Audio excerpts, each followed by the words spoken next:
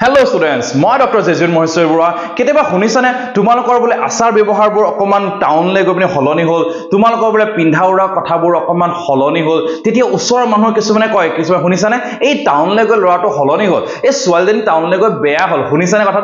কথাটো কিয় হৈছে বাৰু কাৰণ তুমি ট্ৰেন্ড তেওঁলোকে এক্সপেক্ট কৰি আছিল আশা কৰিছিল তেনেকুৱা ট্ৰেন্ডত তুমি ফলো কৰা নাই তোমাৰ অকমান হাল হলনি হ'ল তুমি হয়তো অকমান বেলেগ হৈছা গতিকে তেওঁলোকে ভাবিছে যে তেওঁলোকৰ মতে যেহেতু চলা নাই গতিকে তুমি বেয়া গতিকে তেনেকুৱা ক্ষেত্ৰত যেটো তোমাৰ ফলো হয় যেটো আমি কওঁ আইডিয়াল নহয় তুমি তেওঁলোকৰ কাৰণে আদৰ্শ হৈ থকা নাছিল যিজন লৰা বা যিজনী ছোৱালী আগতে বেলেগৰ কাৰণে আদৰ্শ আছিল আইডিয়াল আছিল এতিয়া কিন্তু আইডিয়াল নহয় কেলে কাৰণ হেই তুমি ৰুলখিনি ফলো কৰা নাই স্ট্ৰিক্টলি ঠিক তেনেকৈ ৰাউল্ট সূত্ৰই আমাক কয় যদি কোনোবা এটা সলিউশন বা ড্ৰবয় যদি ৰাউল্ট সূত্ৰ ডাইৰেক্টলি ফলো নকৰে তাক আমি কি বুলি কওঁ অনাদৰ্শ বা নন আইডিয়াল সলিউশন যদি ফলো কৰি আছে তুমি যদি একেই আছে থ্ৰু আউট তোমাৰ জীৱনটো বা তোমাৰ সলিউশনটো যদি একেই আছে তেল তোমাক কি বুলি কব আদৰ্শ সলিউশন